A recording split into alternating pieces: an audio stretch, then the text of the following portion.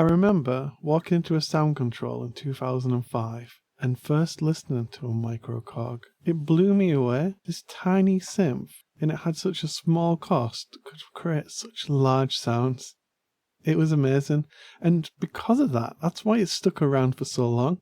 It's still in production now. I have seen that Korg have announced that there is a microKorg too, and that's going to be really interesting to see if it lives up to the same popularity and what that extra oscillator that it appears to have will do.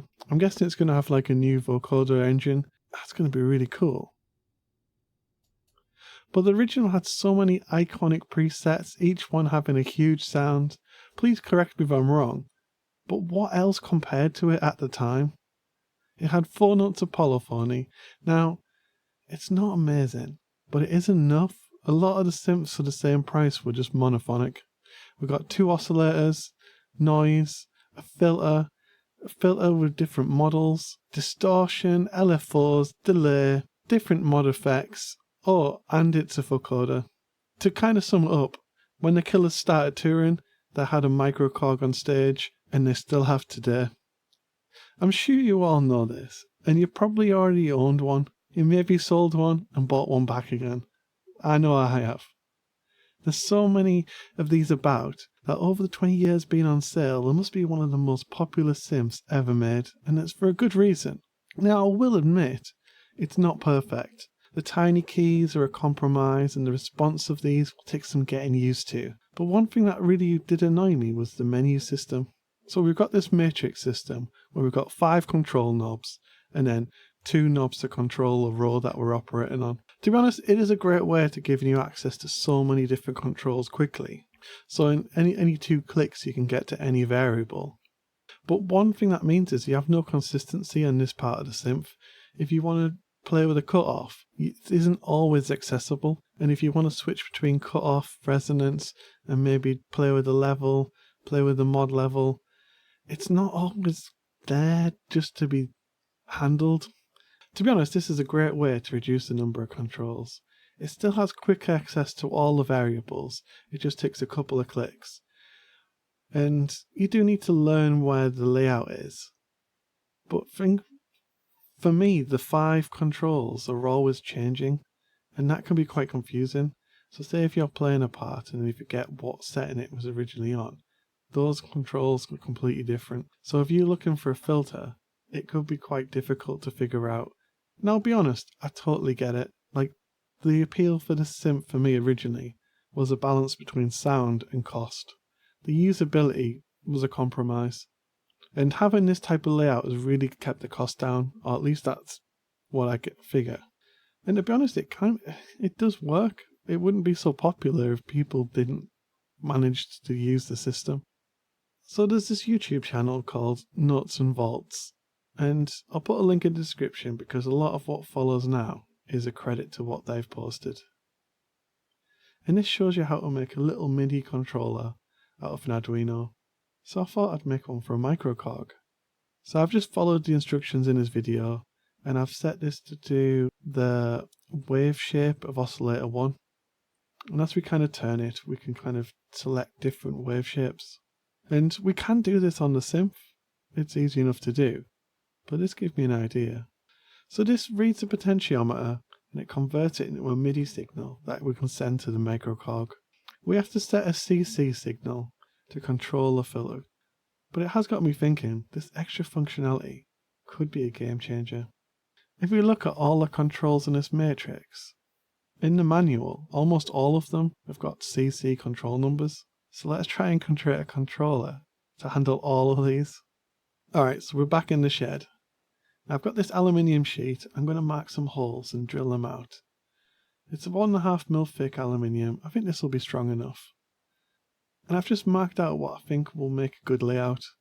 In hindsight, I do add extra controls that I didn't need, because I might have misread the manual, but I've kind of used that to double up some of the controls. I'll show you that when we get there once it works, but I think it could lead to some interesting effects. On previous projects, I often get comments about saying that it's been easy if you have all the tools to make these type of things, but you have to start somewhere. If you want to make a project like this, You can do it a lot with all hand tools. Once you've kind of got those hand tools, you might decide to invest in some better tools and slowly work up as different projects need different things. I remember once renting a house in Leeds and borrowing a drill from a car mechanic's to fit an acoustic pickup in a guitar. And it was quite terrifying, but you just use what's around you. Beg, borrow, steal, and just think about it. But because I do have some tools, I will use them. So next I'm going to make a case. And I've got some pine and a table saw. This is kind of cupped, so I'm going to cut it a couple of times to kind of get it flat and straight. And then once we've got this, I want the aluminium plate to sit in a rabbet on the inside of this case. So on the table saw, I'll lower the height, and then we can kind of do a couple of passes, and that's going to give me space for that plate to sit in, and it's not going to be attached mechanically, it's just locked in there. And then once more, I've got a router, so I'm going to use that to put a recess on the back so we can put a back plate on there. And then on the front, I do suspect I've packed things a little bit tighter than what I should have. So I'm going to use the router again to put a chamfer on the inside, just so we've got a bit more space for fingers to move around. So I think this looks like it could be, I think this looks alright. It's starting to look more like an actual control. So next we're going to give it some paint. Now I'm starting to enjoy this part of the process more as it takes many coats. So especially in a UK damp winter, I'm kind of giving it one coat a day and leaving it.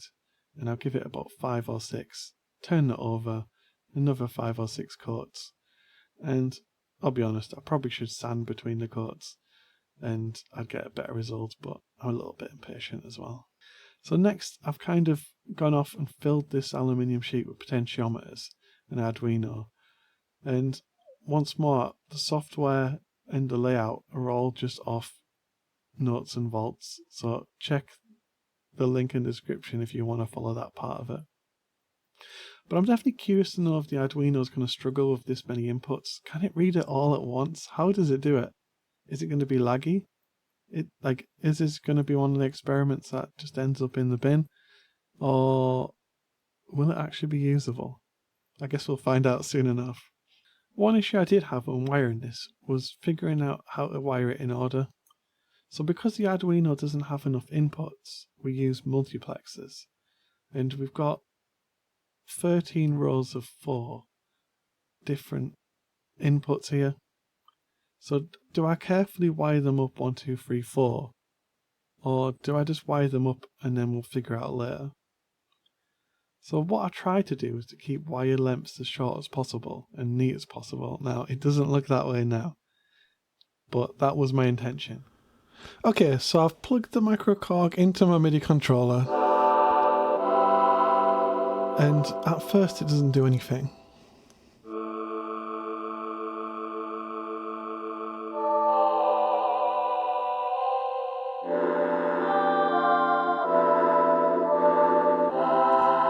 So what I need to do is set the MIDI channel to match the microcontroller. So we've set it to MIDI channel 1, and now we have the cutoff. This works as it should.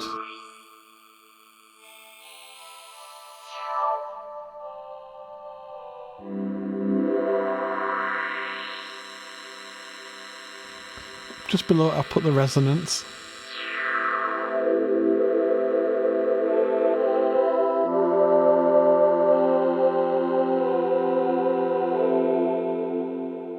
But I already feel it's a different synth. I've got access to everything that I want. But let's start with the top left corner, and we've got portamento. And this allows us to adjust the amount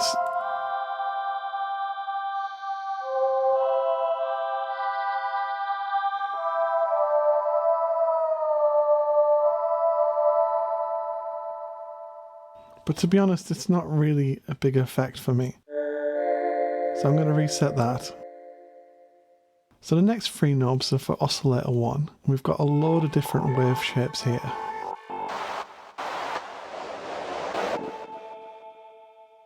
So there's a bit of noise there, but my favourite is digital. And if we go to controller 2, This allows us to skip through all the different wave shapes at once.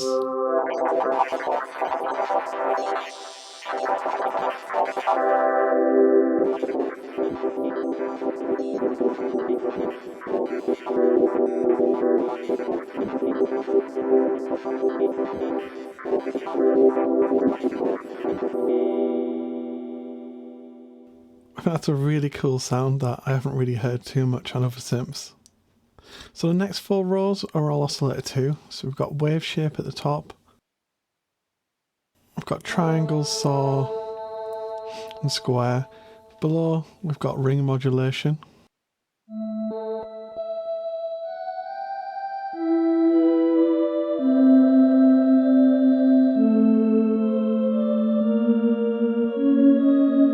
And then below that we've got semitone, and then also below that tuning. So we can kind of set how this oscillator is going to be relative to oscillator 1.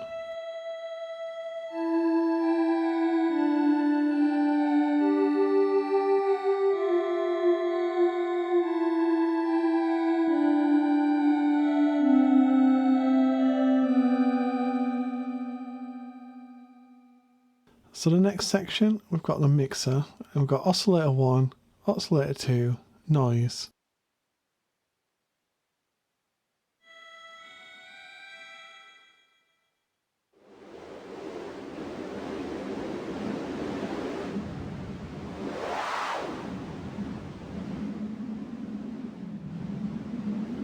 And get some nice wave noises there.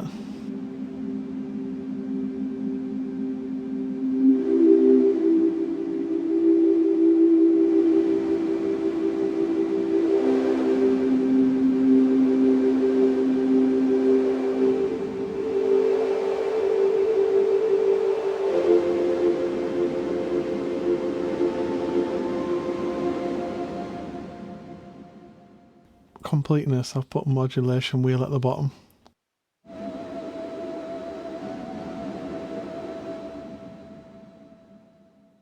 So yeah, that's the mod wheel.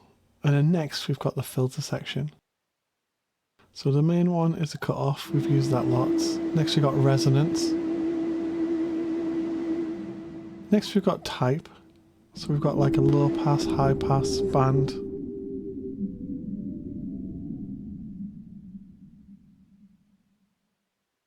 Below that we've got some keyboard tracking, and then also we've got the initial cutoff value for the keyboard envelope generator.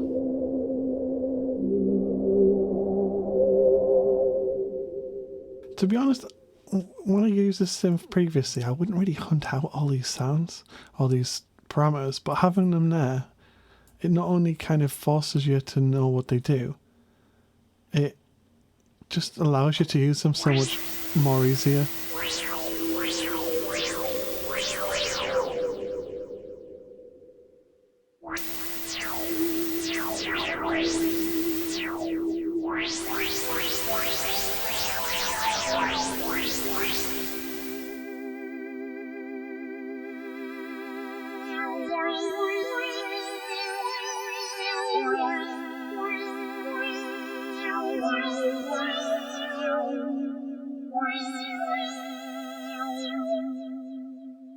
So we've got an attack, decay, sustain and release for the filter envelope generator.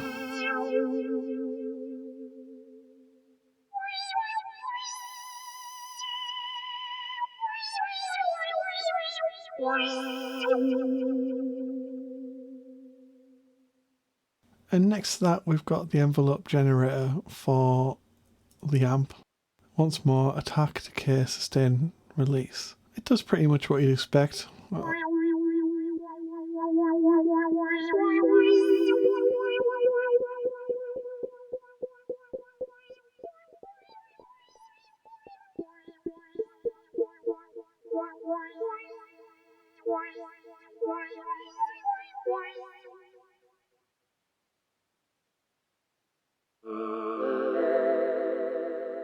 Next we've got amp, which gives us a level, and then panning. Now this is only mono output, so you're not going to notice that one. I've skipped a knob there, and then we've got distortion.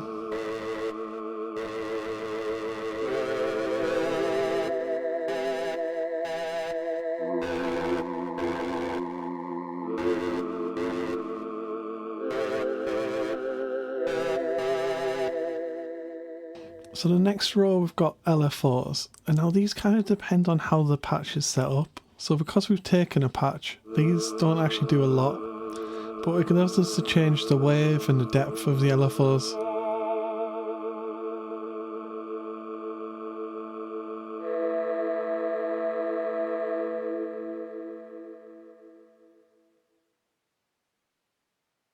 And yeah, on the Matrix, there are some extra controls for the LFO that we don't have access to through CC commands, which is a bit annoying, but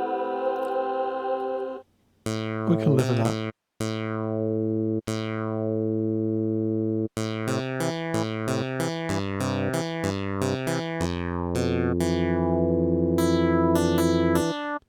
So the next row controls the patches. So if this was an MS-20, you'd have the ability to plug in Eurorack patch leads and kind of change the routing throughout the synth. Now the microKorg can actually let you virtually do that, and that's what these settings do.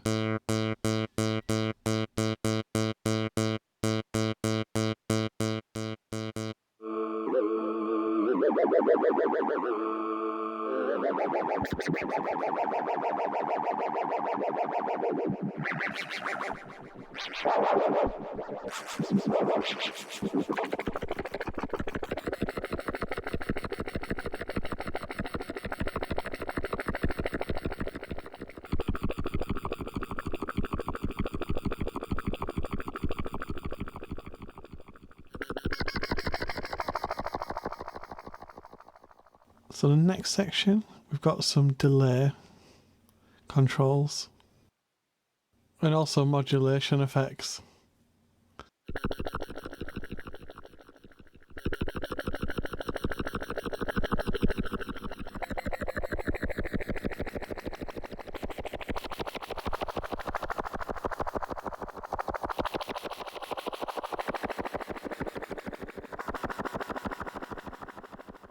Now, having all these controls can have a disadvantage, as you can kind of run away with some crazy sounds.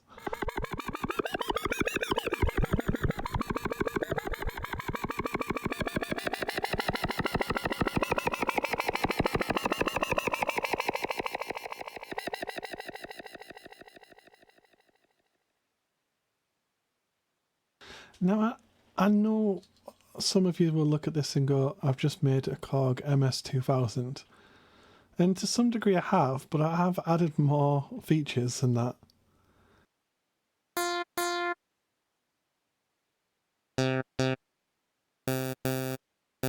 So these next two rows, I've decided to add a second cutoff so that they can fight each other.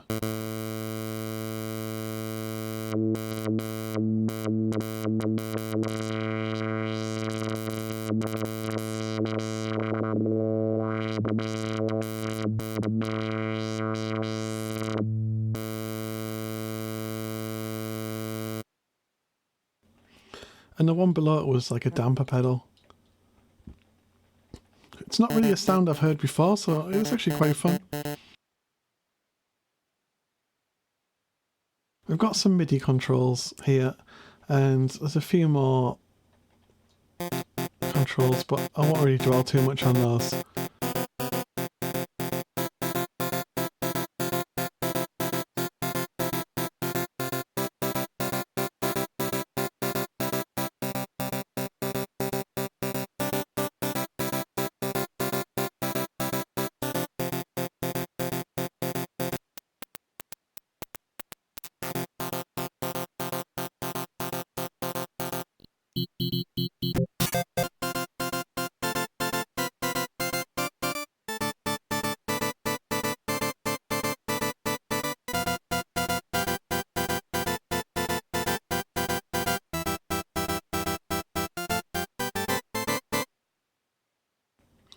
But I think that is one thing about this synth that makes it so cool, is how small it is, how compact it is. And I do hope that the new version does live up to this.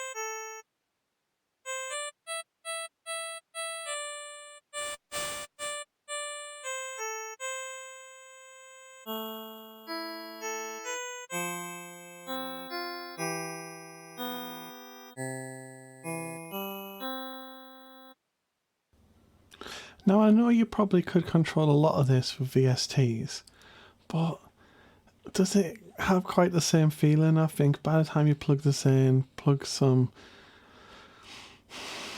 MIDI wires in your sound card and then play with it, you kind of lose some of the fun. I like the way that I can play with this standalone, and maybe I am a little biased because I made this myself, but it just seems so much more useful. It'd be interesting to see how this translates to other synthesizers. It can easily be reprogrammed to send different messages.